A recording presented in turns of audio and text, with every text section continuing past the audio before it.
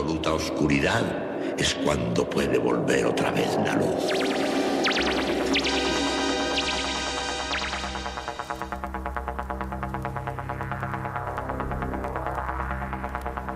Estás entrando en el espacio en blanco. Una puerta a nuevas dimensiones de la existencia. Una nueva perspectiva sobre la realidad. Espacio en blanco.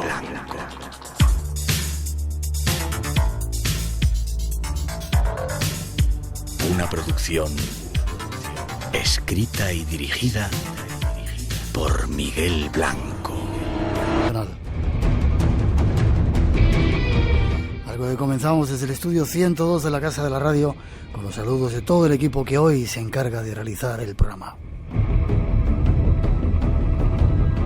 En la parte técnica esta noche Margasca, Natalia Sotillos en la realización y coordinación, Rosa Rodríguez en la locución y producción, y nuestros compañeros Ramón Álvarez, Juan Gómez y Antonio Baena en las redes sociales, y este que os habla.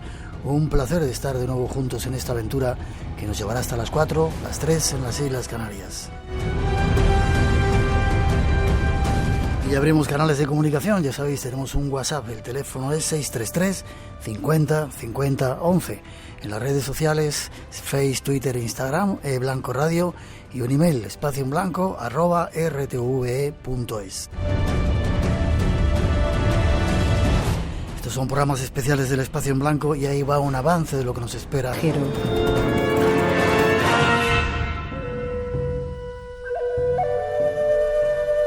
Seguiremos yendo hasta los Andes a rememorar un accidente en el que sus protagonistas se vieron al borde de experiencias únicas.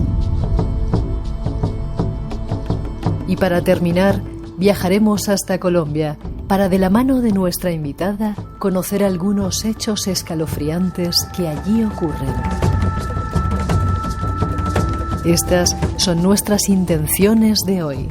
Un programa lleno de destinos y de respuestas que ya está listo para comenzar.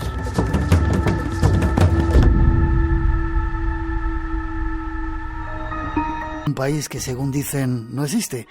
Una de las regiones más desconocidas y hasta peligrosas del planeta. Viajaremos de la mano de un periodista de leyenda. Tras esa introducción que ofrecen nuestros compañeros, nos vamos a Somalilandia.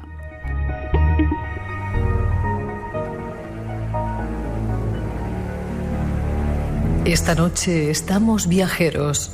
Una vez más os proponemos viajes a lugares ignotos, llenos de misterio y que muy pocos han podido conocer.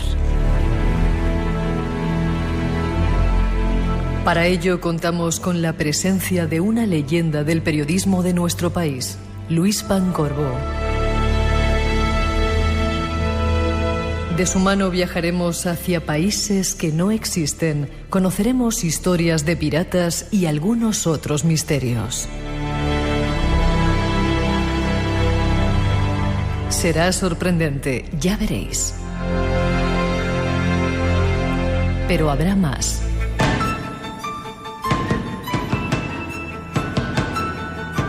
Esta es nuestra propuesta esta noche. Y nuestro deseo es que la disfrutéis. El viaje comienza.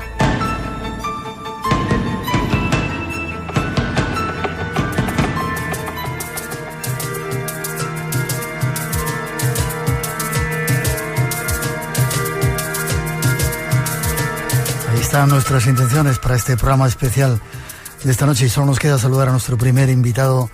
Todo un lujo tener el programa, Luis Pancorbo. Buenas noches, Luis. Buenas noches, Miguel. ¿Qué tal? Un placer que estés con nosotros. Déjame que te presente y luego te digo cuánto te admiro, ¿vale? Doctor en Ciencias de la Información por la Universidad Complutense, referente en el mundo de la divulgación de la antropología y del periodismo viajero. Ha sido corresponsal en diferentes pueblos y sobre todo una serie que se llamaba Otros Pueblos, Televisión Española desde 1983, colaborador de multitud de diarios, hizo Los Reporteros, fue corresponsal de Radio Televisión Española en Roma y ahora, entre otras muchísimas cosas, ha escrito un libro que se llama Al sur del Mar Rojo, viajes y azares por Djibouti, Somalilandia y Eritrea. Que sepas que he sido siempre un seguidor de tus programas como un loco. Bueno, Miguel, no me abrumes antes de empezar. Sí, pues empiezo, me acuerdo que eso ya no era tan pequeñito, ¿no? Pero me ponía delante de la tele a ver tus reportajes de todas esas partes del mundo. ¿Cómo se puede viajar tanto? Bueno, en aquel tiempo se podía, ¿verdad? Con Televisión Española, porque ha sido de esta casa durante muchos años. Pues he tenido antes de Televisión Española y después de Televisión Española y durante que duró otros pueblos 35 años. O sea que ha sido una parte muy importante de mi existencia y de mi trabajo, ¿no? Pero la verdad es que el gen nómada lo tenía antes y lo sigo teniendo, ¿eh? ¿Sigues viajando, claro? Sí. Vale. De hecho, el libro lo demuestra del Mar Rojo. Sí. Déjame que ponga una cosa que te va a recordar seguramente algo del trabajo que hiciste aquí. Muchos de nuestros oyentes que son más jovencitos quizá no recuerden esa serie de otros pueblos que yo recomiendo. Se puede buscar por ahí en el podcast de Radio Televisión Española y vais a alucinar con lo que ha viajado este señor, pero ya veréis cómo era y lo que nos contaba.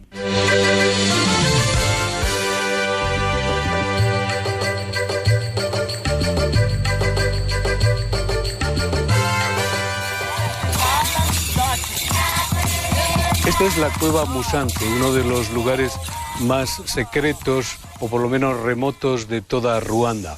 Según la leyenda fue construida por un rey local.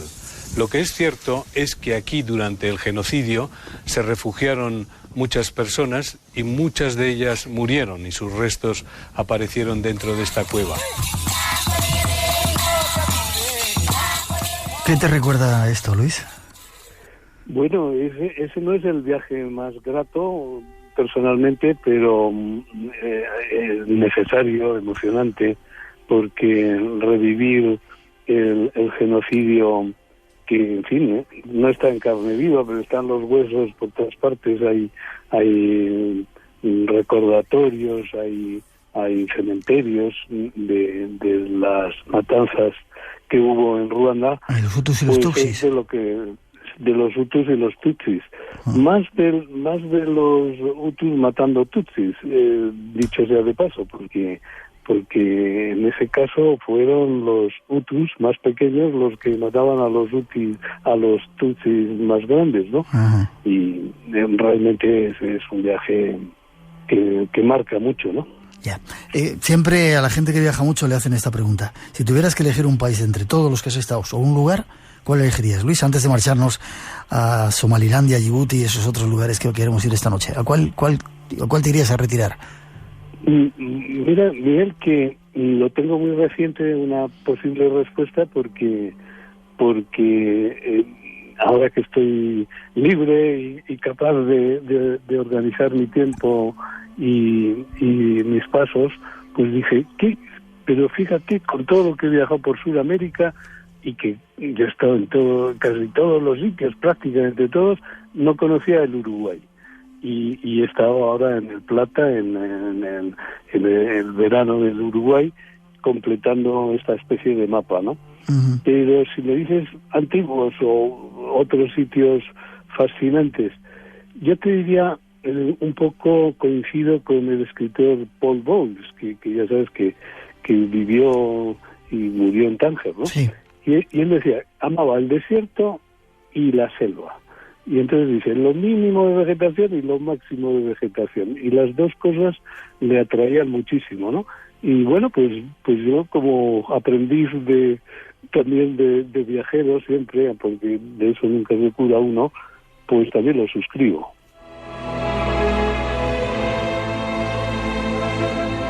Esta noche, Luis, vamos a hacer un viaje al sur del Mar Rojo, pero quiero un día tenerte para hablar de dioses. Has hecho libros hablando de ellos y conoces muchos dioses de muchos países, ¿verdad? Sí, pero no me miran, ¿no? ¿No te miran? No, es muy importante porque en la India, como bien sabes, el objeto fundamental de la religiosidad popular india, de la India, de los hindúes, es ir a un templo y hacer una cola tremenda para practicar el darshan. Pero el darshan no es que el individuo mira al Dios, sino esperar que el Dios le mire a uno, ¿no? Y por lo tanto, eso si se realiza de esta forma, pues el fiel se queda ya contentísimo, a lo mejor después de hacer una peregrinación tremenda que le ha costado semanas y una buena fortuna, ¿no? Pero bueno, yo creo que los dioses a mí no me han mirado todavía, aunque yo los he querido atisbar, ¿no? Ya. Antes de meternos en ese viaje, ¿te ha mirado la muerte alguna vez? ¿El peor sitio donde hayas estado, o donde peor lo hayas pasado en esos viajes que te has hecho por casi todo el mundo? Pues Ruanda es acongojante, ¿no? Y bueno, en algún momento anterior a otros pueblos pude conocer así de refilón, pero sí la guerra de Vietnam, en el sentido de que me enviaron allí, siendo corresponsal en Roma, al armisticio. Era el año 1973. Pero claro, armisticio no quería decir que había llegado la paz, ¿no? Y por lo tanto no tuve más remedio con el pequeño equipo de la corresponsalía de Roma que atender a las violaciones del alto el fuego, y el propio corresponsal de la RAI en Vietnam recibió un cohete, un rocket que llaman, y con toda la metralla pues cayó en un lugar que nosotros visitamos, el equipo de televisión española, poco después, ¿no? Entonces, esos recuerdos pues son objetivamente terribles, ¿no? Pero también otros de desigualdad, de enfermedad, de injusticia. En fin, el mundo no creo que haya mejorado en ciertos aspectos. Has visto siempre la cara dura del planeta y de los seres humanos, y dices que no crees que haya mejorado. Pues yo creo que la globalización tan pregonada a nivel, pues efectivamente produce que veas a casi todo el mundo ya con un móvil, o si no, dentro de poco lo tendrá, ¿no? Y los transportes te permiten llegar casi al borde de alguna tribu ya bastante alejada en el Amazonas. Pero lo que ha traído también es un aumento de la desigualdad, porque, por ejemplo, yo sigo siempre en muchos informes de los que actualizan las situaciones étnicas y de pueblos como los bosquimanos, ¿no? Pues los ultimísimos bosquimanos que andaban por el Kalahari, ya el gobierno de Botswana ha acabado con ellos, y por lo tanto se ha quedado por fin a gusto y contento con sus minas de diamantes y sin ningún bosquimano que tenga ningún atisbo de vida natural en el Kalahari. Fíjate, con todas las películas que hizo Van der Post en los años 60 para la BBC, este pueblo maravilloso, pues otro a señalar en la lista negra. Hemos perdido un tesoro, y eso casi nunca sale en los medios de comunicación, a no ser que haya gente como tú que vaya hasta allí para contarlo, ¿no? Sí, evidentemente el foco se pone en el dinero, en las crisis económicas, financieras, en el susto que tenemos en el occidente ganador porque, en fin, no se pueda sostener el tinglado, que no es tinglado, es ya necesario del bienestar social, ¿no? Pero más allá, es decir, ir hacia al fondo del barril, hacia los indígenas que en realidad son indigentes de este nuevo mundo, aunque tengan una camiseta, ¿no?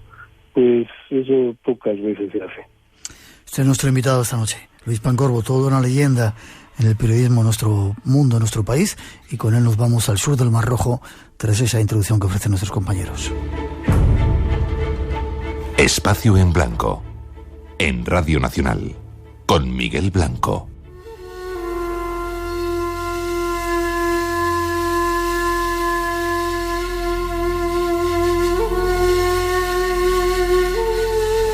El Cuerno de África es un lugar solamente conocido por las noticias, a veces un tanto preocupantes.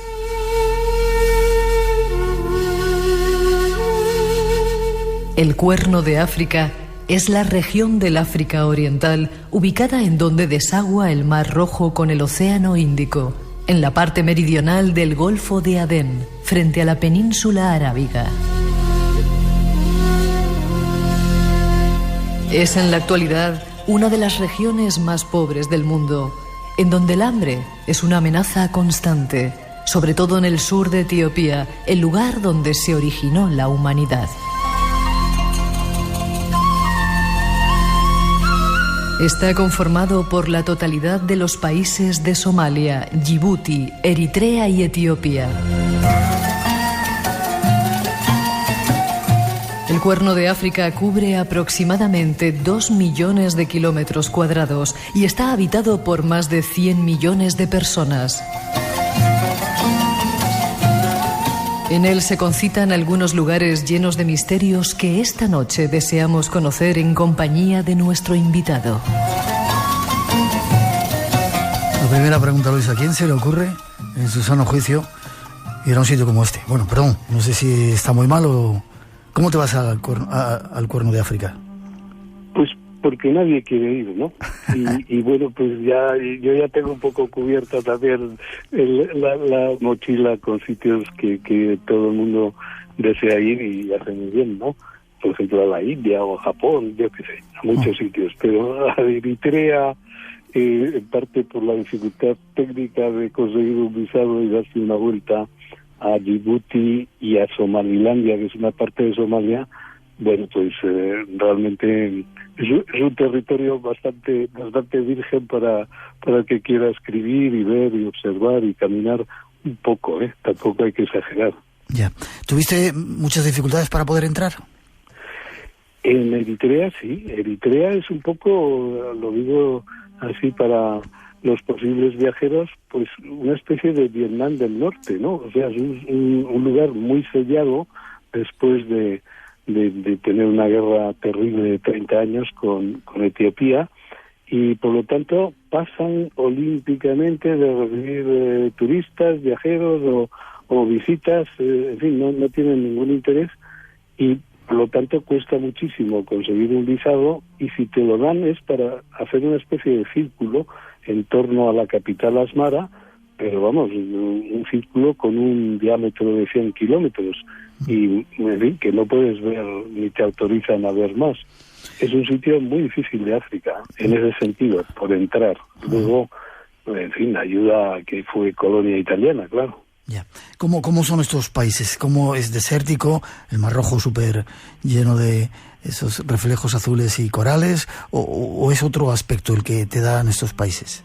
Bueno, la gran ventaja, Miguel, es que una vez que nadie quiere ir, disfrutas como un enano del Mar Rojo, que, en fin, después de la guerra, por ejemplo, en Eritrea se ha recuperado completamente y son unos fondos marinos espectaculares.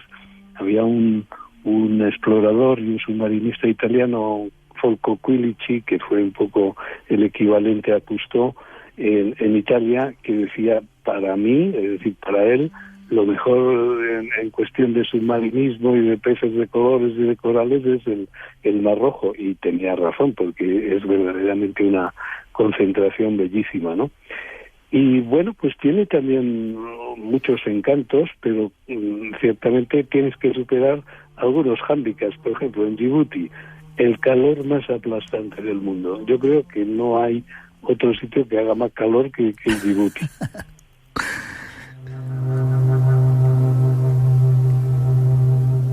Me reía, pero tú ya estarás acostumbrado a esos calores, ¿no, Luis? Es que el de Djibouti es la segunda depresión más grande bajo el nivel del mar del mundo. La primera es la del Mar Muerto. La del Mar Muerto, exacto. Y luego la depresión de Danakil, ¿no?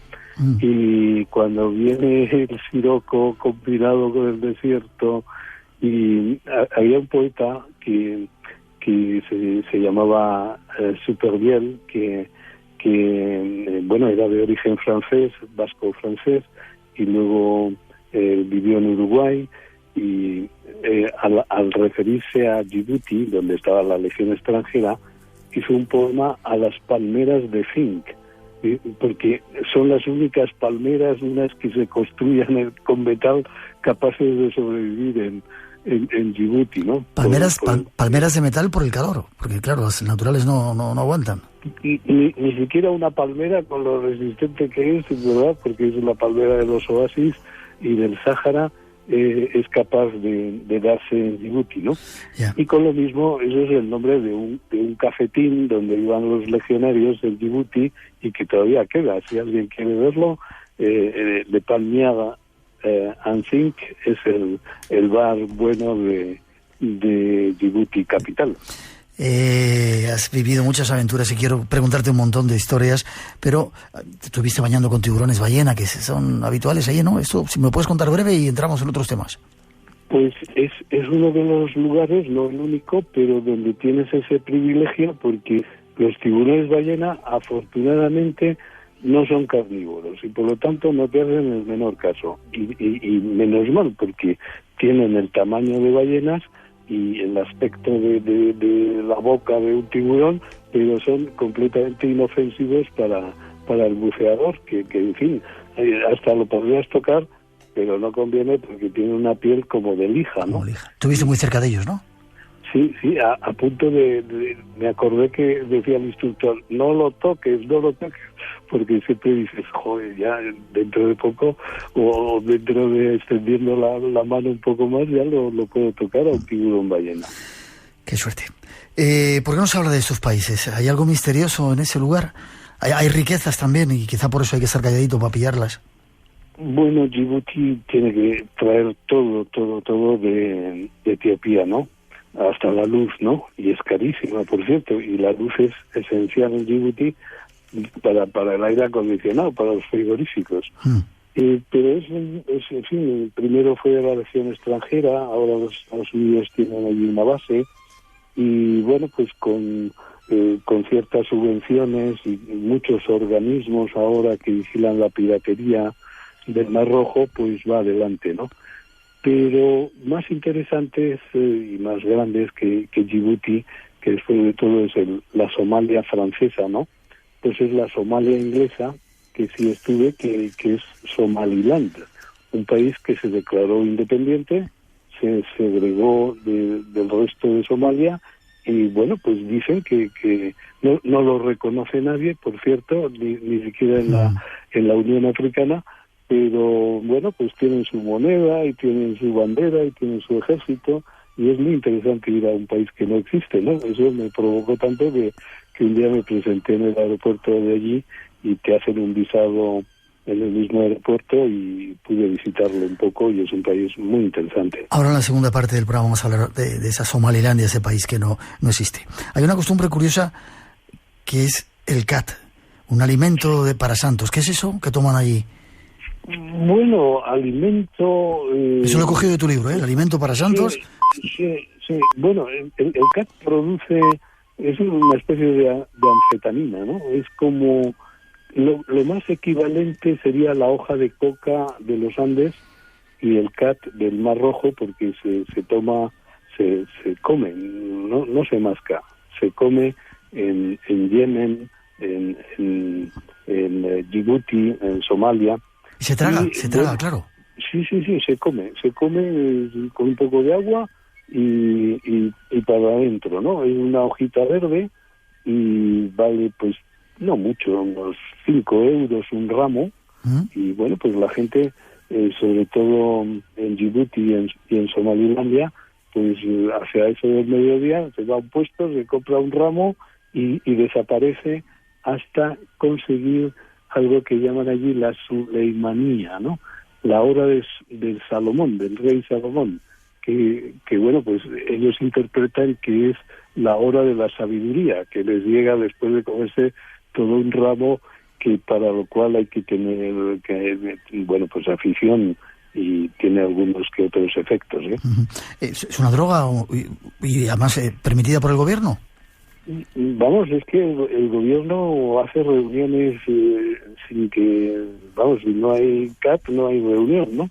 Y lo consideran un elemento de concordia para ponerse de acuerdo los diversos clanes que en Somalia son los que generan luego los llamados y conocidos señores de la guerra, y en fin, toda esta enorme división que hay en ese país, ¿no? Pues a veces se aplaca comiendo el cat. Pero luego pues hay sus su ramito más caro, más barato, el más lujoso, y uno diríamos que puede ser para ellos como para nosotros un Vega Sicilia. Bueno, pues ese era el Guarata. Pero a mí el que más me llamaba la atención cuando lo vendían allí en Hargeisa, en la capital de Somalilandia, era uno que lo llaman B6111. B6111. B611, ¿no? Y entonces yo digo, bueno, ¿y por qué llamáis a este cat de esta forma tan rara? Y entonces esto se tiene que leer así, o se tiene que entender así. B es por la palabra árabe baraka, la suerte divina, la suerte loca, en fin, que se consigue solamente por gracia divina. Y 611 es la fecha del año de la revelación de Mahoma. Y justo ese es el mejor cat de todos, con ese nombre. Te invitaron a tomarlo, según cuentas en tu libro, ¿no? ¿Lo probaste? Sí, más que en este viaje, en Yemen. En Yemen me fue muy necesario para pasar de Yemen del norte al Yemen del sur, porque, en fin, con muchísimas horas y muchos precipicios, una mascadita de esta de cat es el equivalente a la hoja de coca cuando vas al Perú o al Cusco, ¿no? Y bueno, pues te elimina algún que otro fantasma y sobre todo el soroche, ¿no? Que no te dé el mal de altura, ¿no? Este es nuestro invitado. Estamos viajando con él al sur del Mar Rojo. Hay un país que no existe que queremos visitar ahora. Estás en el Espacio en Blanco, programa especial. Radio Nacional de España. Somos tu radio. Y el Goya Somos cine. es para... Somos cultura. Radio Nacional de España.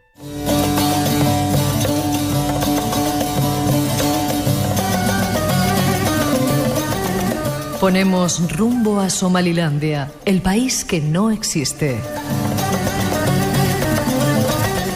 Somalilandia es un país independiente de facto, no reconocido, ubicado al noroeste de Somalia, en el llamado Cuerno de África, al este del continente africano. Limita al norte con el Golfo de Adén, al este con Puntlandia, al sur y suroeste con Etiopía y al oeste con Djibouti. Fue un antiguo protectorado británico en 1960, llamado Somalilandia Británica. El 18 de mayo de 1991, los clanes del norte proclamaron la República de Somalilandia, que comprende las regiones administrativas de Audal, Hargeisa, Todger, Sanaag y Sol, separándose de Somalia. Somalilandia no es reconocida internacionalmente, pero posee constitución, moneda y gobierno propios e incluso un mejor desarrollo económico, además de mayor estabilidad política que Somalia, ayudado por la influencia de un clan dominante. Pese a esto, Somalilandia sigue siendo un país independiente que no ha sido reconocido por ningún otro país como tal. Somalilandia, el país que no existe. Ese es ahora nuestro objetivo. Pocos han sido los extranjeros que han pisado su tierra. Nuestro invitado es uno de ellos y nos lo da a conocer en los próximos minutos. Ahí está la introducción, Luis, que nos lleva a Somalilandia. No creo que vayan, bueno, no sé, ¿van muchos extranjeros a ese país? No creo que fuerais muchos. ¿Perdón? Poquísimos. Poquísimos. Hasta el punto de que nada más llegar a Hargeisa, en fin, no había taxis, pero enseguida viene alguien y te coge la bolsa y te dice, ya tiene taxi, yo le voy a llevar y ya está, ¿no? Y si quiere también le vendo una tarjeta telefónica y le doy el hotel, etcétera, ¿no? Y entonces esta primera impresión era muy fuerte porque el aeropuerto de la capital estaba pues como a 10 minutos las calles empezaban a ser de arena, y entonces me dice el que ya se había declarado, me capturó ya como guía, ¿no? Y me dice, ¿no ves? Allí hay un extranjero, allí hay un turista. Y yo, francamente, me torcía el cuello para ver a alguien entre la multitud y no veía a nadie. Dice, sí, y además lleva una cámara de fotos, ¿no?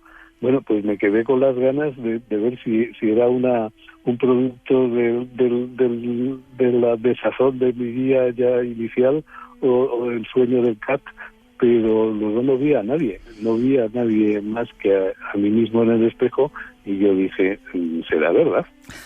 ¿Cómo es la gente ahí? ¿Te tratan bien?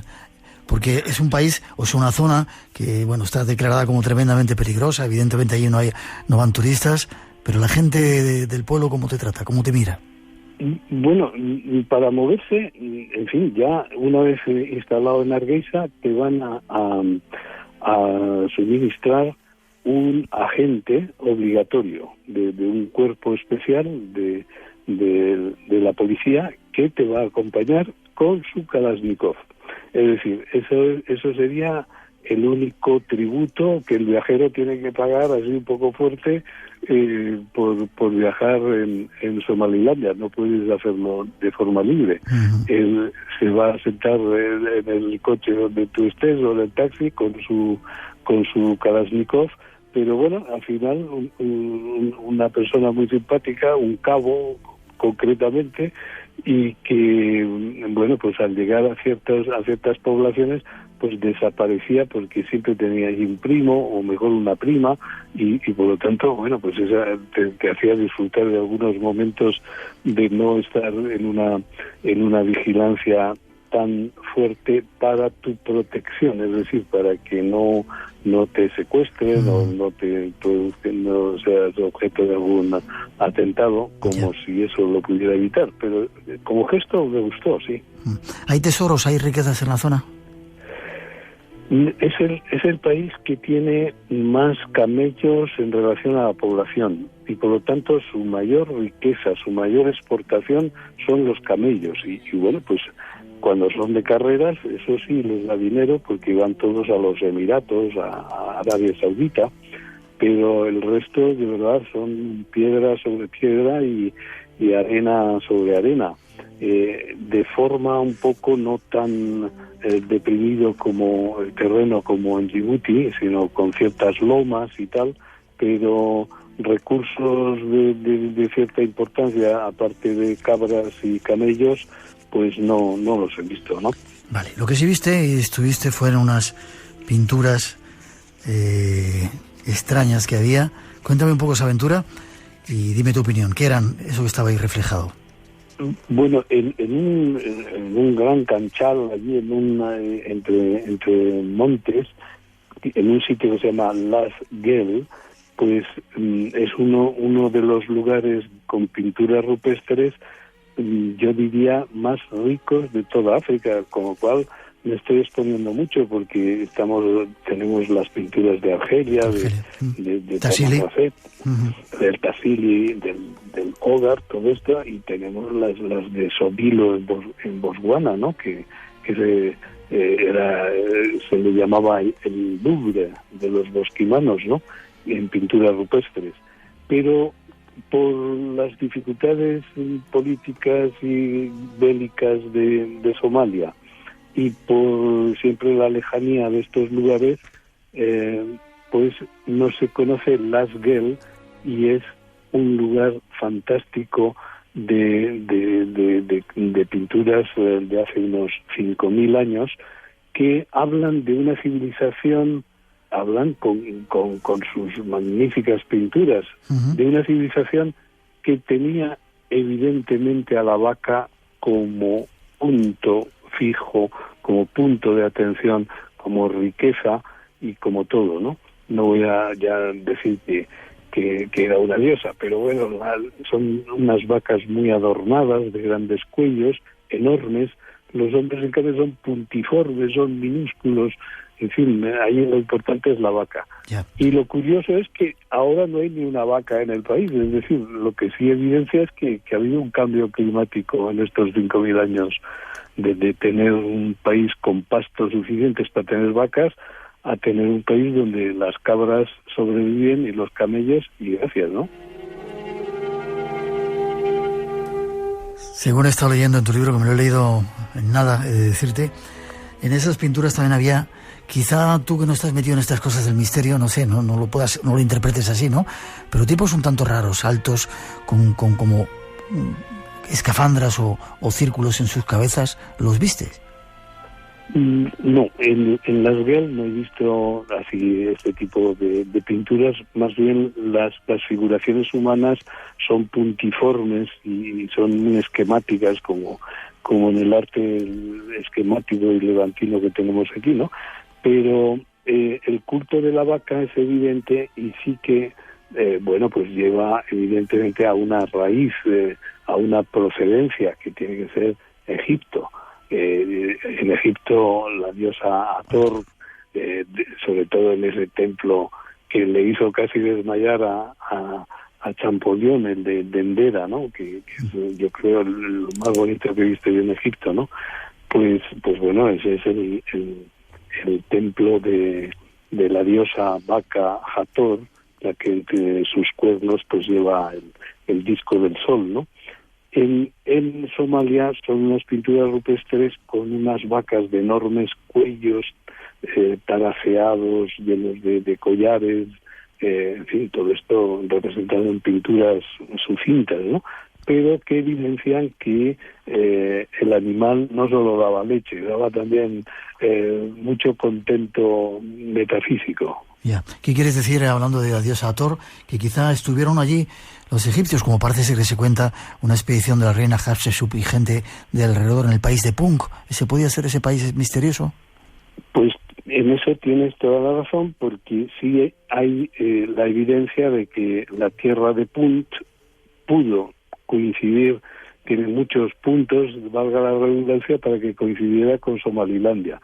Hay quienes, por cierto, lo llevan más a Eritrea, pero en todo caso que una expedición egipcia a Puntlandia, que está contigua a la actual Somalilandia, en tiempos de esta faraona, pues sí que pudo existir hace 3.500 años, y que de allí fueran esos hombres negros que, pues tanto maravillaron en Egipto. Pero hay un autor allí en Somalia que defiende la tesis egipcia, de la civilización egipcia en Somalia, ¿no? Y se llama Awale, y sobre todo lo vuelca en unos montes que están fuera de la capital, donde, pues los ves, los llaman en una traducción libre las tetas o los pechos de la doncella, y es lo que parecen a cierta distancia, pero están recubiertos de maleza, están recubiertos de piedras. Según el autor que te he dicho, que se llama Ibrahim Awale, si se escarbara ahí con cierta profundidad y con ciertos medios, se descubrirían 2 pirámides. Y lo demuestra con algunos hallazgos de algunas cerámicas que ha encontrado. Bueno, pues todo eso, como no hay medios de momento, pues se queda en algo por investigar. Ya me apuntaría yo, Luis, a ir contigo a ver esas tetas de la doncella y a ver esas pirámides y tratar de excavar por allí, ¿eh? Bueno, es lo que tiene los viajes, ¿no? Que no siempre lo evidente es lo más interesante, sino lo que hay debajo de lo evidente, ¿no? Ya. Antes de pasar a una tercera parte que tenemos preparada de piratas, ¿hay esclavos en esa zona del mundo todavía? No, el Islam allí es, digamos, en Somalilandia me refiero, ¿no? Y bueno, también en Djibouti, no así en Eritrea, que tienen, un régimen marxista-leninista ha dejado sus huellas, y luego pues tiene también un fuerte componente cristiano ortodoxo, ¿no? De los coptos, diríamos, ¿no? Pero el Islam que está completamente arraigado en los otros dos países, no tiene ninguna concesión desde hace mucho tiempo hacia la esclavitud, y no la hay. Hay muchísimos clanes, subdivisiones, cabilas, en fin, una organización social casi explosiva, no solo por la guerra que ha habido en Somalia y en Mogadiscio, sino por las rivalidades actuales entre la gente, pero de ahí a la esclavitud, no. Ya. ¿Creen en la magia? ¿Son animistas o supersticiosos en ese sentido, aunque sean musulmanes? Esto nos lleva a que un musulmán diría, este es el capítulo yo, que esto es idolatría, ¿no? Uh-huh. Y lo que tienen es ese punto un poco ambiguo que lo podemos encontrar en Marruecos, sin ir tan lejos, ¿no? Sí. De algunos personajes santificados, ¿no? Entonces, no es que eso les guste mucho a los musulmanes ortodoxos, porque, como bien se sabe, pues para ellos no hay más Dios que Allah, y Mahoma es su profeta. Uh-huh. Y el tema de los santones, los marabús, que llaman en Marruecos, pues no está dentro de la ortodoxia absoluta del Islam, pero existe, ¿no? Como las meigas, pues existe, y en Somalia hay morabitos, es decir, santuarios de algunos marabús que durante tales y cuales lunas llenas pues producen peregrinaciones, y la gente va a pedir allí pues sanaciones y todo este ramo, ¿no? Uh-huh. Viajando esta noche al sur del Mar Rojo con Luis Pancorbo, nuestro invitado de lujo, todavía tenemos más que contaros. Si te gusta el misterio, lo desconocido, tienes una cita con nosotros. De 2 a 4 de la madrugada, del sábado al domingo. Espacio en Blanco, con Miguel Blanco, en Radio Nacional.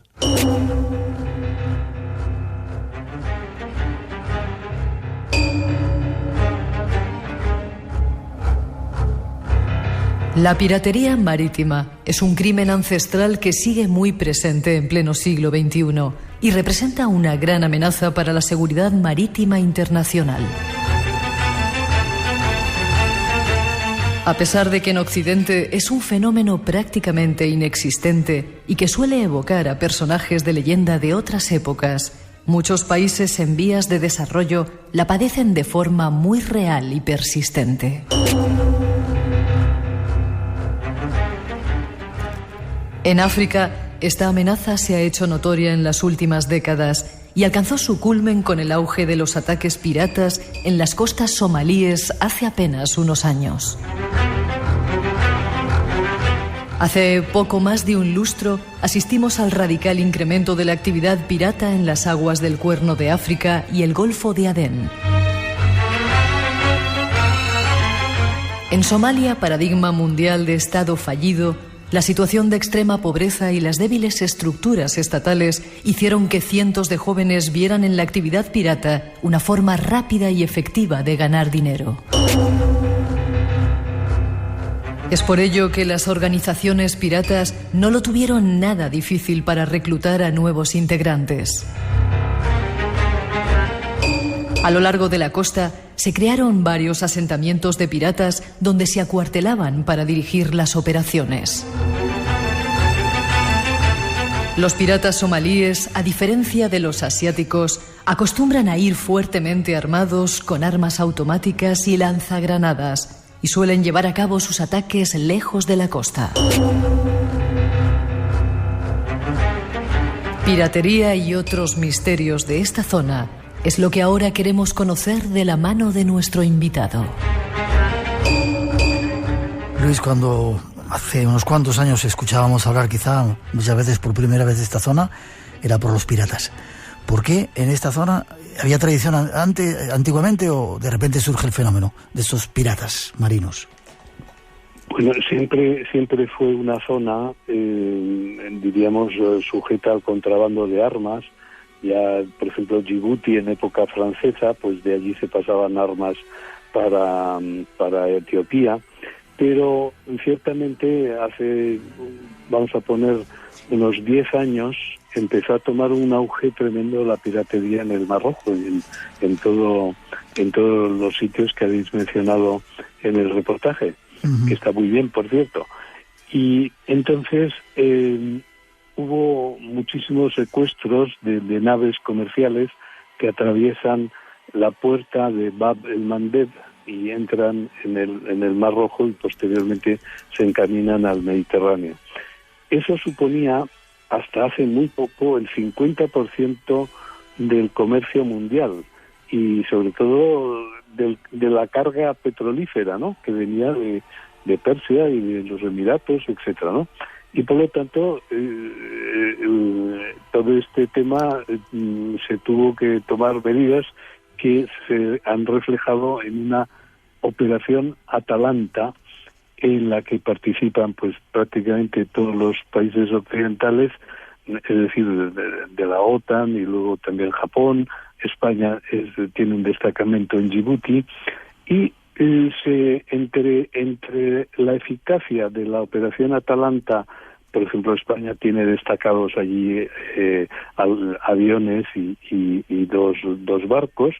Entre la eficacia de la operación Atalanta y la crisis económica y petrolífera y la bajada de los precios, en fin, por todo ese conjunto de factores, ahora ya se calcula en un 30% del tráfico comercial mundial el que atraviesa esa zona delicada. Y ya no hay tantos piratas. Ha bajado mucho, pero efectivamente se ha castigado mucho a la piratería. Ahora, tiene una apéndice que es el verdaderamente actual y peligroso, y es que los piratas se han ido radicalizando. De ser esos pescadores reconvertidos en piratas que iban con unos esquifes pequeñitos y que trataban de abordar, pues qué sé yo, a un atunero vasco, por ejemplo, del porte de la Lacrana o a cualquier otro carguero, pues entonces estos piratas, pescadores, gente pobre, desde luego, etcétera, se han ido reconvirtiendo en posibles ayudantes del terrorismo de Al-Shabaab, que es el que ataca de vez en cuando en cualquiera de estos países. En Djibouti, bueno, Miguel, yo iba a un restaurante francés que se llama La Chaumière, allí en Djibouti, y un mes después, en fin, un mes después, es como decir un siglo después, entraron dos suicidas kamikazes con chalecos y en ese restaurante pues se mataron y mataron a varias gente, incluso a dos suboficiales españoles de la operación Atalanta. Eso es Al-Shabaab, esa es la nueva cara de la piratería. Luis, casi a punto de terminar. Hay quien dice que en esa zona, además nos han pedido que hablemos muchas veces de ello, y yo quiero mandar un saludo, no se me olvide, a los pescadores españoles que nos escuchan en un montón de lugares en el mundo. Si estáis por esa zona, darnos un toquecito. Saludos desde España. Dicen que en esa zona hay tanto ejército porque hay algo extraño que no nos quieren contar. Una puerta hacia otras dimensiones, yo qué sé, es algo conspiranoico, no sé si tú lo sentirías o son simplemente películas que nos cuentan. Pero es extraño que haya tantos ejércitos de tantos sitios allí metidos, ¿no? Bueno, mi libro lo edita Albuzara, que tiene un nombre árabe, que es una editorial de Córdoba y es está muy atenta a los temas árabes y a los temas de viajes, esta colección donde publico el libro, y por lo tanto tratamos en estos escritos de ceñirnos a los datos, ¿no?, como se solía decir.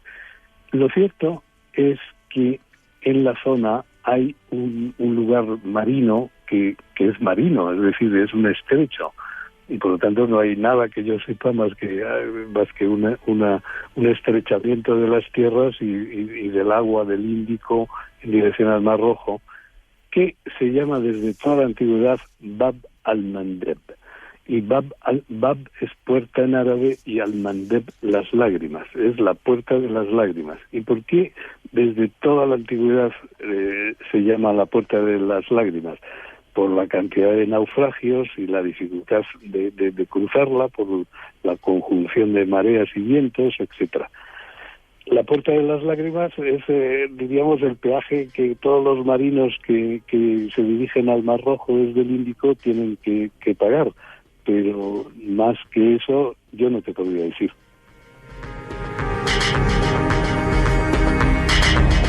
La puerta de las lágrimas. Luis Pancorbo estuvo con nosotros. Luis, ha sido un placer. Espero que te hayas sentido cómodo en el espacio en blanco. Al sur del Mar Rojo seguiremos viajando. Está gustado estar con nosotros, ¿no? Gracias mucho, y aquí me tienes para cuando sea menester. Hablaremos de esos dioses que te has currado por esas partes del mundo. Forma de ponerse en contacto contigo, o que busquen en Google para que vean esa gran cantidad de trabajos que has hecho, y recomiendo que vean esos otros pueblos. En nuestra casa ya veréis, a nuestros oyentes que no te conocen, qué trabajo tan increíble. ¿Forma de contacto? ¿Tienes internet, esas cosas o...? Sí, tengo una página web, sí, en internet, luispancorbo.com. En efecto, y bueno, televisión a la carta, ahí hay 130. Sí, señor. Bueno, camino de 130, hay 124, faltan 6 y estará toda la serie. Luis, ha sido un placer. Fuerte abrazo, que sigas así, que sigas viajando y trayéndonos esos aromas de esos sitios perdidos. Gracias, Miguel. Un abrazo. Hasta muy pronto.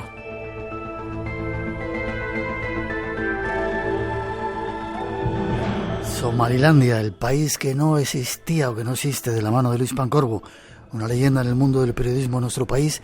Ese fue nuestro primer destino. Nos esperan más, los Andes y algunos enigmas escalofriantes de Colombia. Pero será tras las noticias. Llegan ahora las de las 3, las 2 en las Islas Canarias. Con ella os dejamos. Y regresamos enseguida. Redes sociales abiertas, Blanco Radio en Face, Twitter e Instagram, por si queréis mandar un mensaje. Enseguida regresamos, no os vayáis, tenemos todavía mucho espacio en blanco para ofreceros.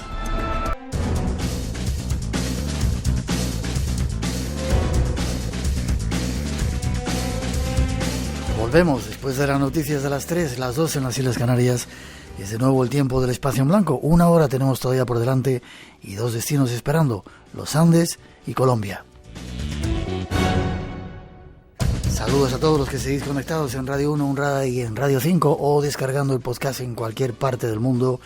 Un placer sentiros unidos a nosotros aquí en las ondas de Radio Nacional.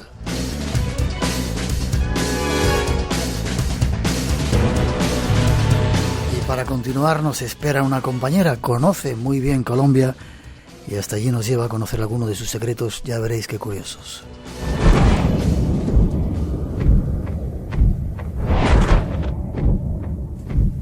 Esta noche nos esperan historias sorprendentes. De fantasmas, de apariciones, de misterios que aterrorizan a las personas. Para ello viajaremos hasta el otro extremo del mundo. Nuestra primera invitada nos llevará hasta allí para narrarnos en primera persona algunas de sus inquietantes experiencias. Y habrá más. Prepárate para asombrarte. Eres nuestro invitado especial.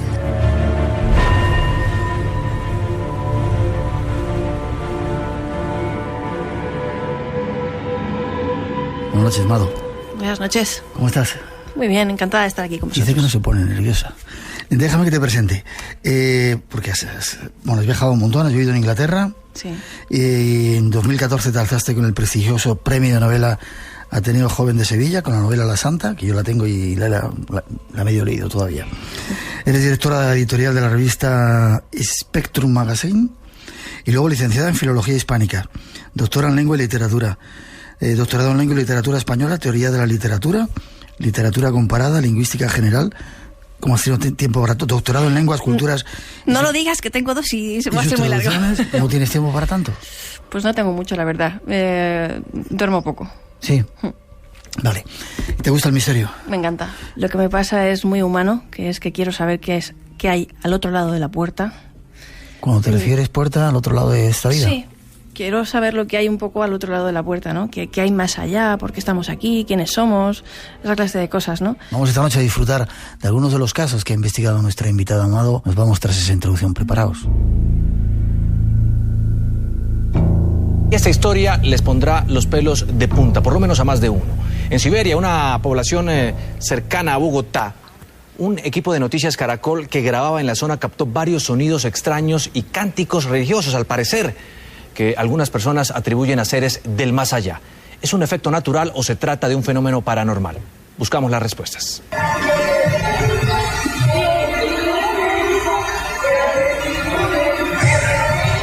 El sonido correspondería a un grupo de niños cantándole a la Virgen María. Por el abandono, el sitio en inmediaciones a La Calera parece hoy el típico pueblo fantasma de una película de terror, por lo que muchos llegan de noche buscando adrenalina y diversión.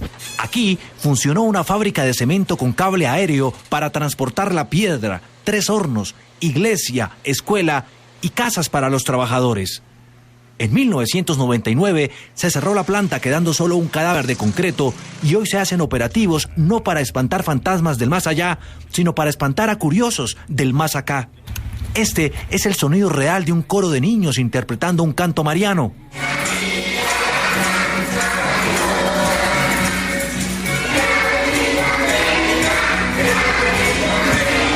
Y esto fue lo que captó nuestro camarógrafo.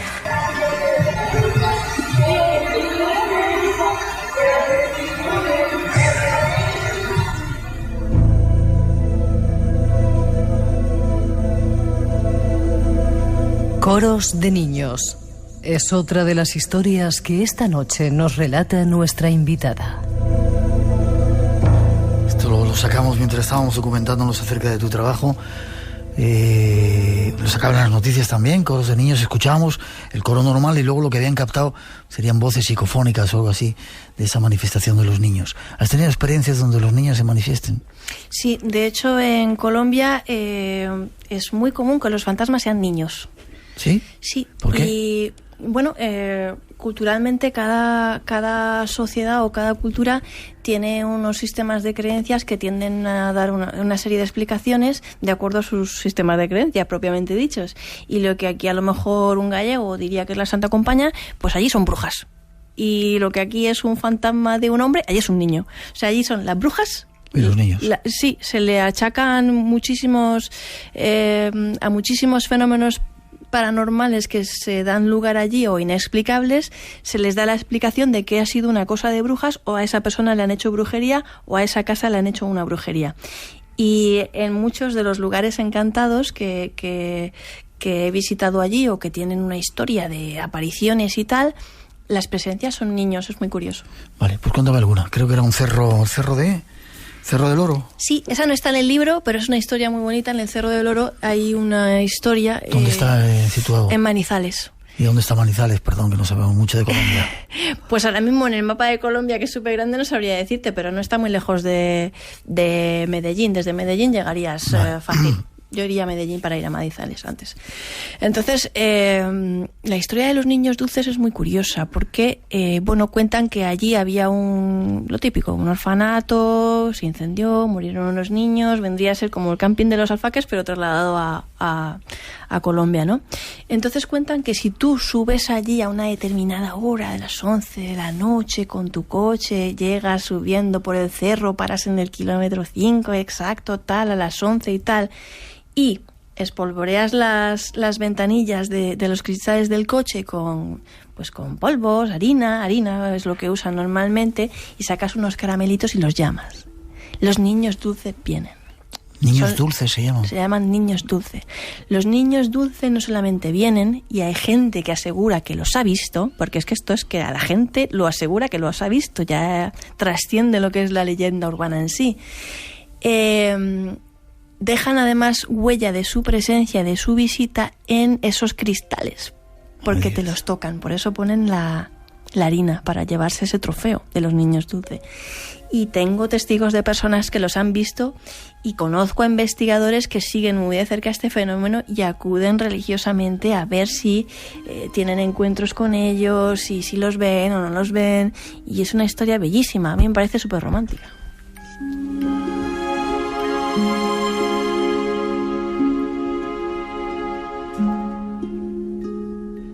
Mira qué historia, qué música tan bonita ponemos. Eso pasaba en el Cerro del Oro. Cementerio Central. ¿Qué pasa en el Cementerio Central? El Cementerio Central de Bogotá es un sitio peculiar. Y si alguien viaja a Colombia de vacaciones y se va a Bogotá, por favor que vaya al Cementerio Central de Bogotá. Y por favor que vaya un lunes. ¿Un lunes? Un lunes. ¿Por qué? Porque los lunes es el Día de las Almas. ¿Sí? Y los lunes acuden en rosario, casi en peregrinación, muchísimos bogotanos al Cementerio Central de Medellín a poner unas plaquitas, realizar una serie de rituales de pedido a determinados tumbas y mausoleos. Y cada uno tiene una especialidad, ¿no? Por ejemplo, el mausoleo de las niñas Bohem, que tiene unas esculturas de las dos niñas gemelas y tal, es muy visitado por madres porque van a pedirle por sus hijos para que las proteja de enfermedades, los cuide, les dan dulces, caramelitos, bombones, se los pegan ahí con la mano. Y luego hay una serie de rituales encantadores, ¿no? Pero me llama mucho la atención pues que hay unos que son los que visitan las prostitutas, otros los travestis, otros los ladrones. O sea, los ladrones van a pedir para que me vaya bien el negocio de ladrón, ¿sabes? O sea, unas cosas que son muy curiosas y las notas que le dejan escritas, lo que le dicen, es que de verdad es que es una cosa de una riqueza antropológica inconmensurable, ¿no? Y al margen de eso, la triste cara siempre del ser humano, pues siempre hay un rastro, una huella de gente que hace otros rituales más macabros, pero con unos frascos donde meten, ¿sabes?, elementos vitales de una persona para hacer rituales de magia negra, ¿no?, propiamente dichos, y de cómo eso está totalmente a la orden del día, que no es la primera vez que lo veo. Hace poco en Perú, en el Niño Compadrito, bueno, allí van a poner velas negras, vamos, o sea, o en Panamá, el Cristo Negro, ¿no? Van a pedir que salga mi hijo de la cárcel, que le vaya bien, que robe, que tal, que maten a este, porque se ha portado muy mal, que lo mate, o sea, hay gente que va a eso. Damos otro pasito más y queremos contaros otra historia más de estas misteriosas. ¿Estás a gusto, Amado? Sí, súper. Vale, vamos con ello.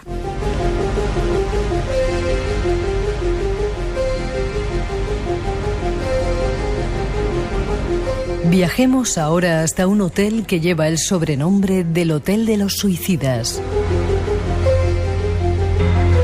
El Hotel del Salto del Tequendama, en Colombia, fue inaugurado en 1927 y cerrado en 1990. Actualmente está en ruinas, salvo una parte restaurada y dedicada a museo. Muchos todavía creen que está habitado por fantasmas y almas en pena, por lo que no permanecen en el lugar por mucho tiempo. Situado a 30 kilómetros al suroeste de Bogotá, el Hotel del Salto de Tequendama fue inicialmente la estación terminal del Ferrocarril del Sur, con gran movimiento de visitantes que llegaban al lugar para ver el espectacular paisaje natural que los rodeaba, rematado por el gran salto de 157 metros de altura. Este tránsito incesante motivó que en el año 1923 se iniciaran las obras de ampliación y remodelación para transformarlo en el Hotel Refugio del Salto, uno de los más lujosos de su época, que administrado por una firma alemana fue finalmente inaugurado en 1927.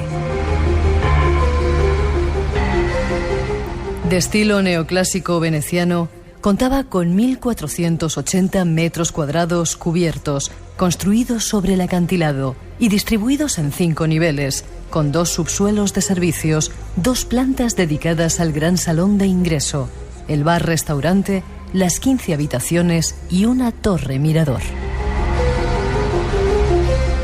Todo con espectaculares vistas al Gran Cañón del Tequendama.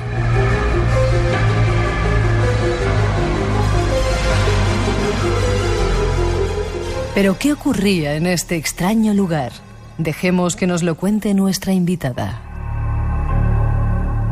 Si te gusta el misterio, lo desconocido, tienes una cita con nosotros. De 2 a 4 de la madrugada, del sábado al domingo. Espacio en Blanco, con Miguel Blanco, en Radio Nacional. ¿Te ha gustado la información que teníamos de este hotel de los suicidas? Sí, el hotel tristemente llamado de los suicidas. Sí. Porque... abandonado, bueno, ahora ya se ha dedicado a otra cosa, según sí, teníamos pasa que le voy a nosotros, pedir a los oyentes un favor. Les voy a pedir a los oyentes que se imaginen por un momento, porque es que eso, vamos, es indescriptible, hay que estar allí. Yo voy a tratar de darles una imagen en la retina. La radio es lo mejor para hacer se eso. imaginen un lugar al que tú llegas bordeando un río a más de 2.600 metros de altura. Un río caudaloso, grande. Sí, muy grande, donde desemboca el Salto de Tequendama, 157 metros de caída, de cascada, que va a desembocar a lo que se llama el Lago de los Muertos. Y donde las nubes van bordeando casi a tu paso, esas nieblas, esas nubes, ese vaho, ¿no? Ese vaho de la tristeza, porque es que se respira. Y donde hay un hotel con un estilo arquitectónico impresionante, asombroso, que si de verdad pueden buscar una foto en internet, tienen que verlo, ¿no? Ese hotel da directamente a ese salto, a esa cascada de agua de 157 metros que está desaguando ahí, que cae con una fuerza y una fortaleza impresionante. Y tú lo sientes cuando estás ahí. Lo sientes en cada poro, sientes cada brizna de agua en tu piel. Y ese sonido, todo, o sea, el lugar de por sí ya es mágico. Pero también tiene una historia muy triste detrás. Y es que en los años 50 se convirtió en el lugar favorito de los suicidas. ¿Por qué? ¿Por qué? Porque cuando uno se arrojaba por esa cascada, desaparecía para siempre. Sabían que no podían recuperar su cuerpo. Y eso para los suicidas es muy importante. ¿Sí? Sí. ¿Por qué? Porque cuando el suicida sabe que va a dar que hacer, cambia de método. De hecho, con el paso de los años, cuando se empezaron a poder rescatarse los cuerpos por primera vez, que fueron el cuerpo de taxistas rojos los primeros que lo intentaron para recuperar el cadáver de uno de sus compañeros. ¿Un taxista? Sí, de grupo de autobuses, de flotas de autobuses, que los llamaban los taxistas rojos. Se pasaron 9 días intentando sacar a su compañero. Uno de ellos, además, en las labores de rescate, intentó suicidarse varias veces, porque, por lo visto, había acordado con su amigo que se iban a suicidar los dos el mismo día, y solo uno lo hizo. ¿Y qué hicieron? ¿Lo buscaron o lo encontraron? Tras 9 días de perder la ropa, imagínate la fuerza de las aguas, de todo allí y de calamidades, lo lograron rescatar, y a partir de esa fecha ya pues fue más fácil sacar los cuerpos. Ya los suicidas ya no tenían tanta predilección por ese lugar, porque sabían que los iban a rescatar, y eso es importante para un suicida, que no rescaten su cuerpo, desaparecer para siempre, ¿no? Allí se llegaban a suicidar de la orden de una persona al día. No me digas. Miguel, una persona al día. ¿Venían de toda Colombia o...? Sí, una persona al día. La cosa fue tan grave, tan grave, que tuvieron que poner a un guardia de seguridad para espantar a los suicidas, para que no suicidara gente allí.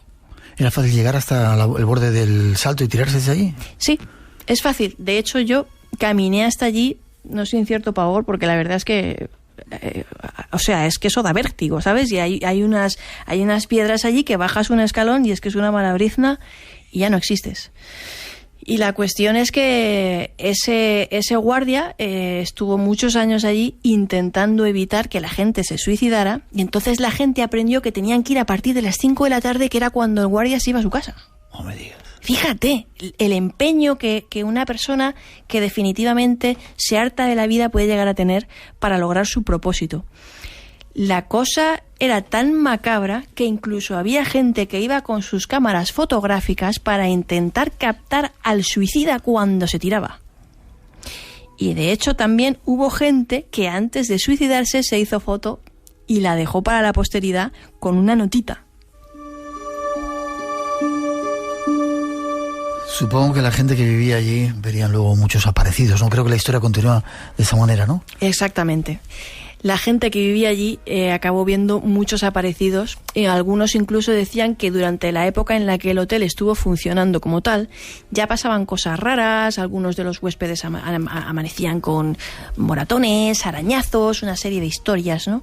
El lugar cayó en decadencia con el tiempo. Por la contaminación de las aguas que hubo durante muchos años. Dejó de ser ese lugar atractivo en el que uno iba a solazarse. La flor y nata de la élite colombiana iba allí a ese hotel. La vista es impresionante. Y pues en la actualidad sigue habiendo esa suerte de convivencia con esas entidades que se supone que vagan errantes por allí y que han sido víctimas de ese arrebato de suicidio, de acabar con su propia vida, ¿no? He recogido testimonios de personas que se han llegado a encontrar con estas entidades, incluso a verlas físicamente, a ver puramente apariciones fantasmales. Me acuerdo que uno de los últimos que entrevisté me dijo como una monja había tocado a la puerta de su casa, se la había presentado, él la había seguido y de repente se desvaneció.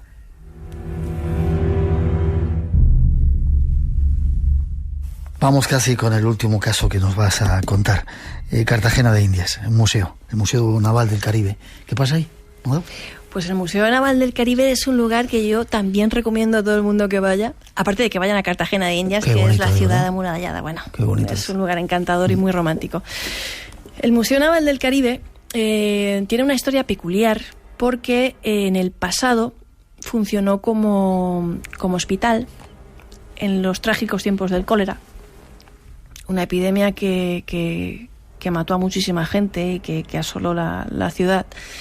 Quien haya leído a Gabriel García Márquez se puede hacer una idea de cómo fue. Y que entre sus paredes pues vio morir a mucha gente, y moría tanta gente, pues que al final ¿qué hacían? Pues que los enterraban donde podían, ahí mismo escarbaban, tal, y bueno, pues es lo que hay en el Museo Naval del Caribe, que cuando se hacen obras de reparación o lo que sea, te acabas encontrando algún regalito de osamentas, ¿no? Y la cuestión es que se aparecen 2 o 3 entidades, sobre todo en la zona de lo que era antes también el antiguo claustro, el hospital, claustro, comento. Entonces, uno de los fenómenos que a mí más me llamó la atención es que hay un timón allí, en una de las salas de exposición. ¿Un timón? Un timón. Un barco. Un timón, que quien haya jugado a la PlayStation, al Uncharted 3, lo conocerá, porque sale al principio del juego, el timón, ¿no? Que hay que moverlo y tal.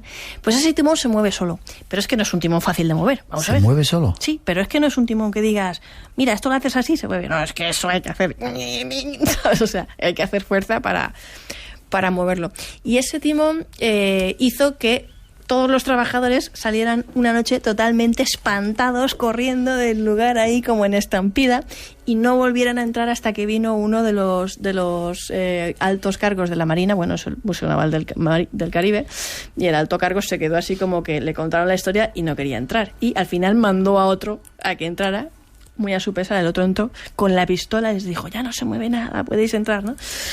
Pero, sin duda alguna, lo más grave que pasa allí es que hay una entidad que te empuja por las escaleras, y te empuja a mala fe. Y siempre en el mismo escalón. Y tan mosca estaba ya el director del museo que decidió poner una cámara, grabar y ver qué es lo que pasaba allí. Es que se caían hasta 6 personas al día. Y todas aseguraban que las habían empujado. Todas, absolutamente todas. Y él había puesto esa cámara porque una de las personas que se había caído era una madre con su bebé. Hombre, eso es duro de ver, ¿no? Y era curioso porque yo creo que una persona sabe cuándo ha tropezado y cuándo te han empujado. Vamos, yo lo sabría si siento que me han empujado. ¿Y en la cámara se ve como esa figura? No, se veía a la gente cayendo. No se veía nada. Pero todos afirmaban que les habían empujado, les habían tocado y les habían tirado. Qué curioso.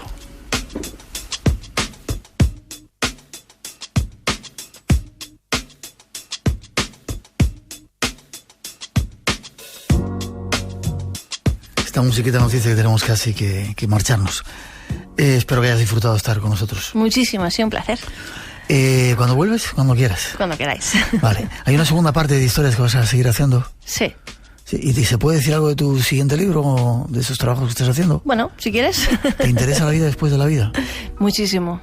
¿Has tenido algún tipo de experiencia? Particularmente no. No. No. Pero te interesa lo que hay ahí atrás. ¿Tienes Mucho. alguna respuesta?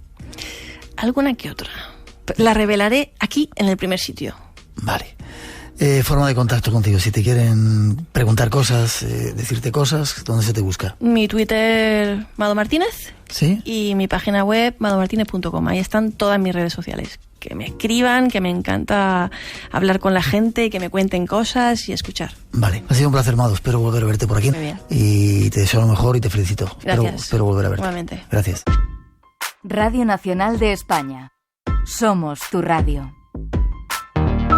La aplicación de Radio Nacional de España ya es compatible con Android Auto y CarPlay para que la puedas instalar en tu coche. Lo nunca visto. Descárgatela gratis e instálala en tu receptor. Pues eso. Disponible para Android e iOS. A mi edad, con tal de que me ayuden. En rtv.es/radio tienes todos los detalles. No se lo pierdan. El agente presunto autor de los disparos se encuentra bajo arresto domiciliario. Su comandante en libertad con medidas. Washington se convirtió en el corazón de un movimiento pacífico en una jornada marcada por la ausencia de incidentes. Corresponsales de Radio Nacional. El dinero será gestionado por Naciones Unidas y la Cruz Roja y podrá ser... Informativos de Radio Nacional de España. Escucha lo que importa. Y recuerda, radiogramas, los lunes a las 3 de la madrugada. Radio Nacional de España.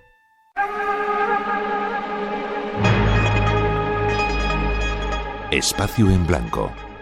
En Radio Nacional. Con Miguel Blanco. Seguimos viaje. El siguiente destino cercano a Colombia, la cordillera de los Andes. Allí se vivió un accidente que conmocionó a todo el mundo. Con nosotros tenemos a uno de sus protagonistas que años después del suceso nos recuerda cómo sucedió y las lecciones aprendidas. Con esa historia increíble os dejamos.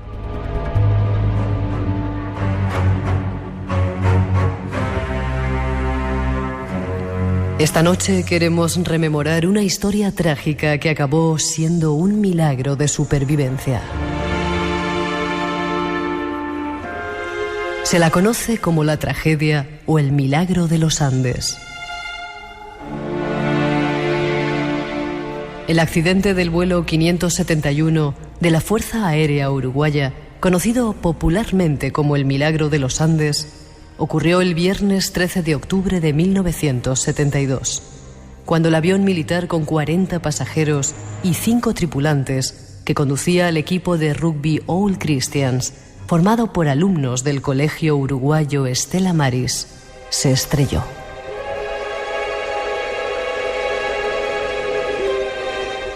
Fue en un risco de la cordillera de los Andes en Mendoza, Argentina, a 3.500 metros en ruta hacia Santiago de Chile.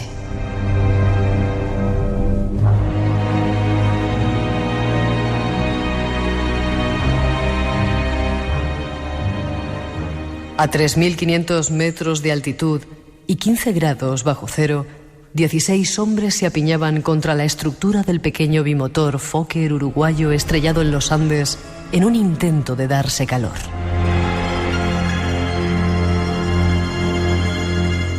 El avión transportaba al equipo uruguayo de rugby del All Christians a Santiago de Chile, donde debía enfrentarse con los Old Boys.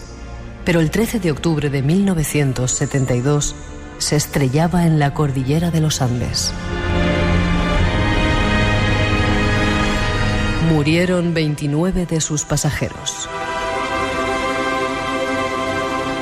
En ese momento comenzó una lucha por la supervivencia que se prolongó durante 72 largos días de temperaturas bajo cero, hambre y desesperación. Hasta que fueron rescatados en helicóptero después de que 2 de ellos, Nando Parrado y Roberto Canesa, caminaran durante 10 días hasta un poblado chileno y lograran dar el aviso. A la alegría del encuentro le siguió una agria polémica. ¿Cómo habían logrado sobrevivir tantos días en la nieve y sin apenas víveres?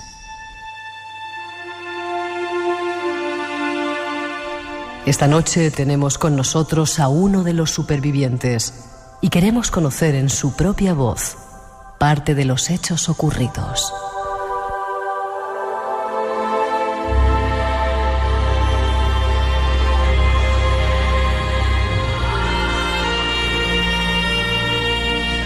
Nos vamos, como decíamos, a los Andes a hablar de supervivencia, de vida. Pedro Algorta nos acompaña. Buenas noches, Pedro, de nuevo. Buenas noches, Miguel. Autor de ese libro que hemos dicho, Las montañas siguen ahí. Te preguntaba, ¿cómo era tu vida antes de que cogieras ese vuelo, Pedro? Mira, era un muchacho normal, tenía 21 años, vivía entre Uruguay y Argentina. Anteriormente había estado en Chile, tenía una novia en Chile. Estaba buscando de algún lugar, de alguna manera, un lugar en el mundo. Eso es lo que era yo a los 21 años. ¿Eres estudiante? Sí, estudiaba ciencias económicas y bueno, era un chaval como cualquier otro. Ya. ¿Y tú habías pertenecido a ese equipo de rugby o...? En realidad el equipo de rugby era el equipo de rugby del colegio. Sí. Yo había ido a ese colegio en el secundario. ¿El Estela Maris de Montevideo? En el Estela Maris de Montevideo, pero había salido del colegio, había entrado a la universidad y había dejado de jugar al rugby. Ajá. Y de repente tienes la... Cuido de algunas cosas que habían quedado sueltas al caerse y algunos quejidos, algunos gritos. Esos son los recuerdos que yo tengo. Recuerdos mezclados, recuerdos ahora ya difusos, gracias a Dios ya pasó el tiempo.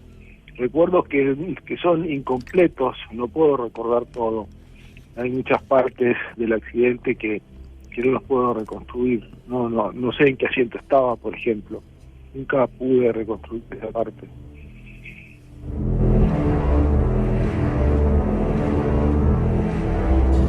¿Cuándo os dais cuenta de que la cosa ha sido trágica? ¿Cuándo os dais cuenta de que hay muertos algunos compañeros vuestros? ¿Cuándo tomas conciencia de eso, Pedro?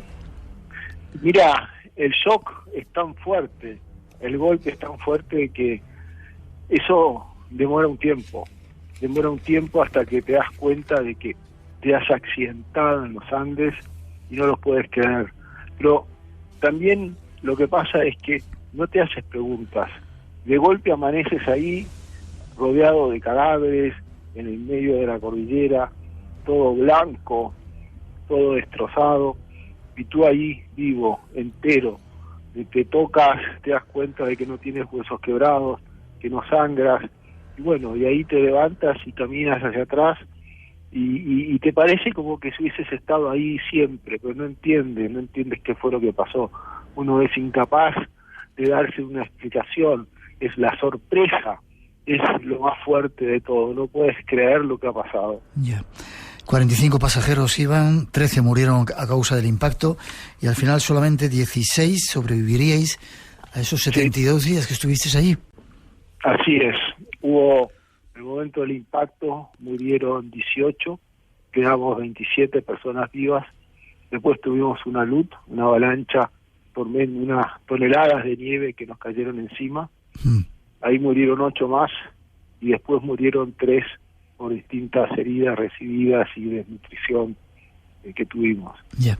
¿Te preguntaste en algún momento que por qué tú sí te habías salvado y no los demás? No tengo respuestas. Me lo he preguntado muchas veces, pero no lo sé. Ya. Cuéntame un poco. Sí. No lo sé y no me puedo explicar por qué ellos sí y otros no. Creo que no hay explicaciones para esas preguntas. Ya. Tú eres un poco el más, según cuentas también aquí en el libro, el más retraído, ¿no? Tímido. Tuviste que sacar fuerzas y ponerle pelotas al asunto, ¿no?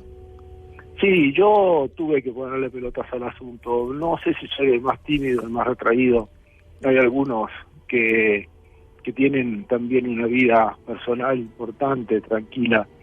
Yo tuve que ponerle pelotas porque yo no era del grupo, yo era medio marginal, yo no era el más fuerte, pero bueno, tenía ganas de vivir, era joven, estaba en buen estado físico, tenía ganas, así que yo hice todo lo que había que hacer para sobrevivir.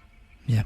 ¿Cómo era la vida? ¿Había camaradería o allí cada uno, como leo aquí, iba a su historia y si aparecía un paquete de galletas se lo comía y lo guardaba sin compartirlo. Y en 70 días tenés de todo.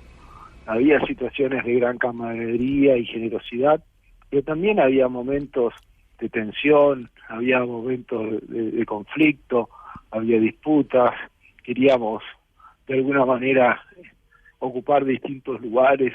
Eso nos permitía que dentro del avión no hiciera tanto frío, se había producido como el efecto de un iglú, estaba todo lleno de nieve, con lo cual adentro, si bien es cierto que estaba húmedo, no hacía frío. Espacio en Blanco, en Radio Nacional, con Miguel Blanco. Y esta noche con Pedro Algorta, yendo a recuperar un poco la memoria de esa experiencia ocurrida en los Andes. Pedro, ¿cómo el peor momento que recuerdas? Y el peor momento fue una luz que tuvimos, una luz en la cual se nos cayeron toneladas de nieve encima.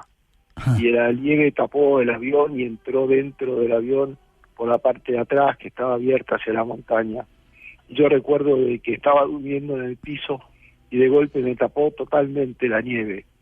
Y bueno, y ahí estuve a punto de morir, pero gracias a Dios, cuando ya me estaba yendo, uno de mis compañeros pudo rescatarme de abajo de la nieve. Ese fue claramente el momento más límite que yo recuerdo que habíamos pasado. Leo aquí, para no malgastar energías, Algorta evitaba el más mínimo movimiento. Decías, vivía bajito, acurrucado en un rincón, hecho un ovillo, escuchando mi respiración y contando los latidos de mi corazón. Creía que la mejor forma de pasar inadvertido a la muerte era confundirme con el paisaje. ¿Sentías la muerte cerca? La muerte siempre estaba ahí a la vuelta, podría pasar en cualquier momento.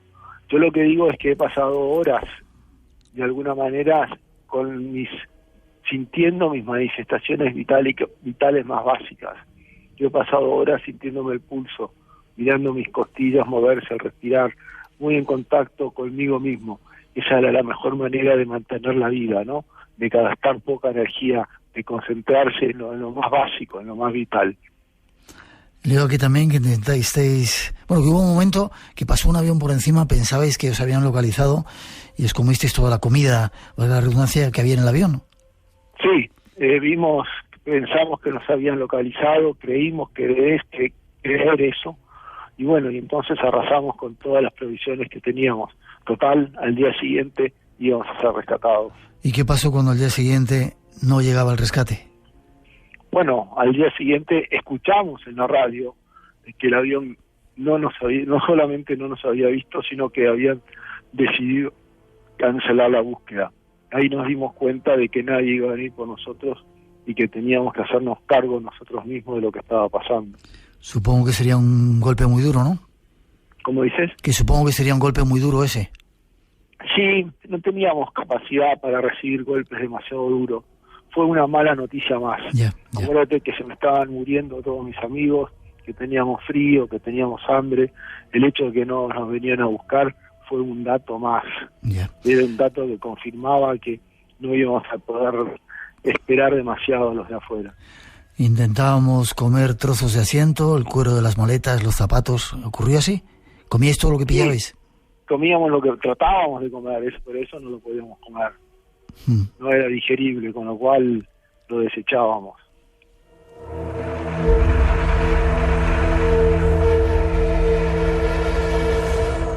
Y Pedro, ¿cuándo surge la idea? Hay que preguntártelo. Yo creo que eres de los pocos que hablas abiertamente de esto.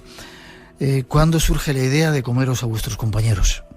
Bueno, surge justamente, esta idea surge de nuestra necesidad de alimentos, de nuestro instinto de supervivencia, de nuestro deseo de estar vivos. Y nos dimos cuenta de que lo único que teníamos para comer era el alimento de nuestros compañeros muertos. ¿No había animales por allí, ningún tipo de animal? Nada. No, a 4.000 metros de altura no hay nada. Solamente nieve, hielo y rocas. Y creo que fuiste tú, con otros dos compañeros, el primero en dirigirse al frente del avión.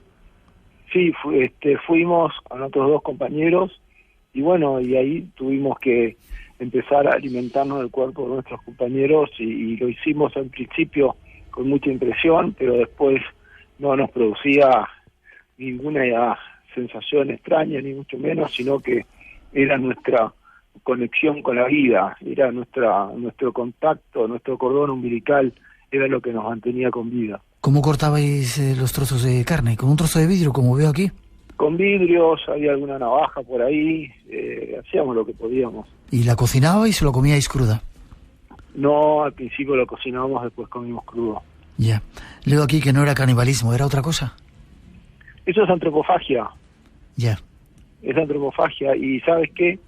El ser humano lo ha hecho miles de oportunidades, aquí mismo en España, en la guerra civil, ha sucedido enorme cantidad de veces, y lo va a seguir haciendo el ser humano todas las veces que sea necesario, donde no haya nada más que comer, va a recurrir a la antropofagia.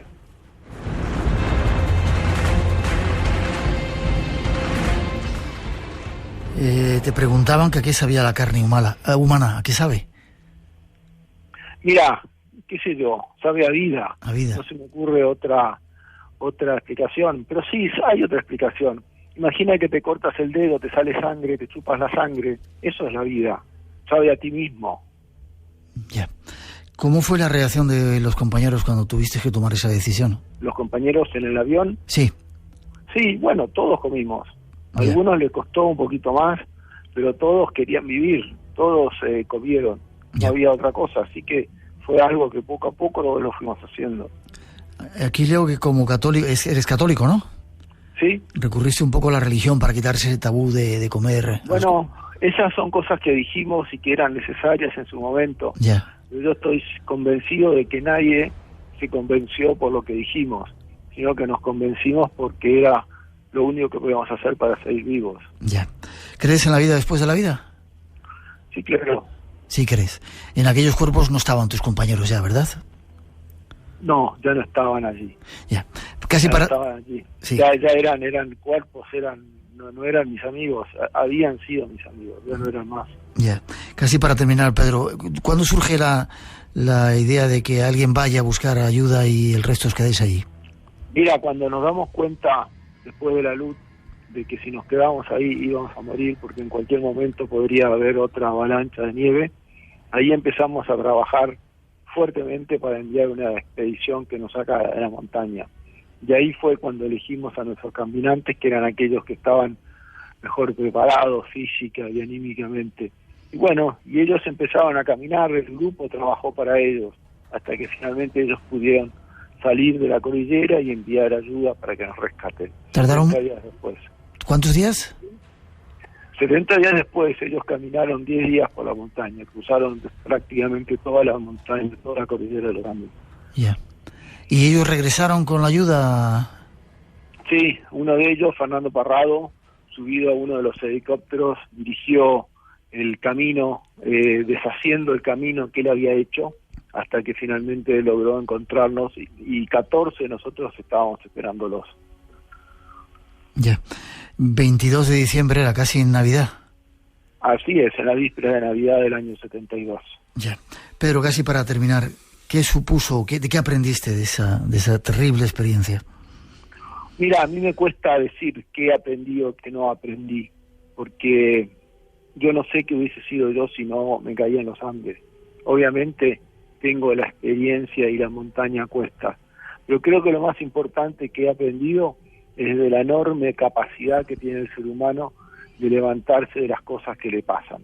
Fíjate que de los 16 que salimos de la cordillera, estuvimos vivos por 42 años más, haciendo una vida normal, haciendo una vida sin fantasmas, ni pesadillas, ni estando perseguidos o sintiéndonos culpables de algo que no pudimos ser culpables nunca. Yeah. Así que el hecho de que nosotros hayamos podido vivir una vida normal, creo que es el legado más importante que tengo para dejar.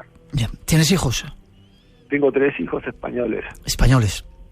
Sí. ¿Has vuelto a la montaña, veo aquí, ¿no? Con Noel, tu mujer. Sí, he vuelto 2 veces. ¿Al mismo Espero sitio? algún día volver con mis hijos. Sí, sí. Al mismo sitio. ¿Y sigue el avión o...? El avión está roto, está destrozado, hay pedazos dispersos, el glaciar se lo ha ido tragando y dentro de millones de años el glaciar ese que donde estaba el avión lo escupirá por debajo, pero hoy hay restos dispersos de lo que fue el avión. Ya. ¿Os reunís los que todavía, los supervivientes que quedáis, os reunís cada 22 de diciembre? Hay 15 de los 16 supervivientes estamos vivos. Nos reunimos cada fin de año en algún lugar y bueno, celebramos la vida y hablamos de nuestros hijos, de nuestros nietos, de nuestros proyectos, de cosas típicas de hombres ya de entre 55 y 65 años, como somos ahora. Yeah. Y Pedro, tú has contado esto a tus hijos, lo saben, claro. Sí, claro que lo saben. Hoy justamente estaba recordando con una de mis hijas cómo fue que ella se enteró. Y la verdad que es muy simpático porque yo le contaba la historia como un cuento como una aventura más, hasta que un buen día le dije, bueno, ese cuento que le estoy contando es real, yo estaba ahí.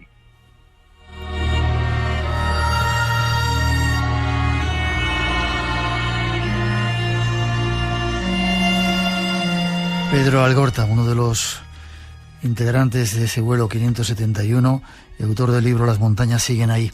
Pedro, gracias por contarlo. Gracias, te doy un fuerte abrazo. Muchas gracias por haber estado con nosotros en el Espacio en Blanco. Gracias, Miguel. Fuerte abrazo. Suerte. Igualmente. Muy amable, ha sido muy generoso. Gracias, adiós. Hasta pronto.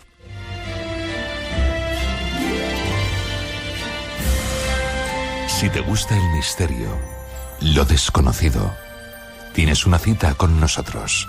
De 2 a 4 de la madrugada, del sábado al domingo. Espacio en Blanco, con Miguel Blanco, en Radio Nacional.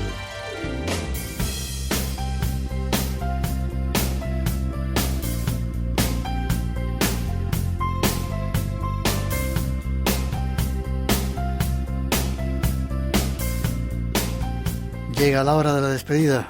Concluye nuestro viaje por hoy. Ojalá os hayan gustado los temas que os hemos preparado. La próxima semana más, el Espacio en Blanco volverá a abrir sus puertas ante los misterios de este universo y os esperamos a todos dentro de él. Mientras, disfrutar de la semana, cuidaros. Nos vemos aquí en Radio Nacional, la radio continúa y hasta las 4 os dejamos con un poquito de nuestra mejor música. ¡Feliz semana! Nos vemos en el Espacio en Blanco.